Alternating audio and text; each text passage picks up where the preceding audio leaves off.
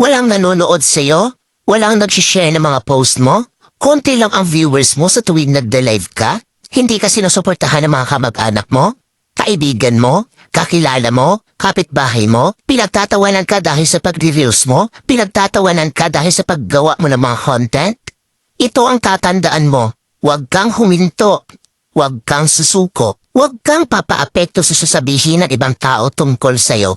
Ipakita mo sa kanila na may mararating ka. Dahil isang araw, kapag marami ka ng followers, kapag marami na ang sumusuporta sa'yo, kapag marami na ang nanonood sa'yo, kapag marami ka ng viewers, kapag marami na ang nagmamahal sa'yo at sumusuporta sa'yo, kapag marami ka ng payout, kapag sinasahod mo na ang sinasahod ng mga sikat na content creator, kapag mayaman ka na, kapag marami ka ng pera, ay manunood na yan sila sa'yo.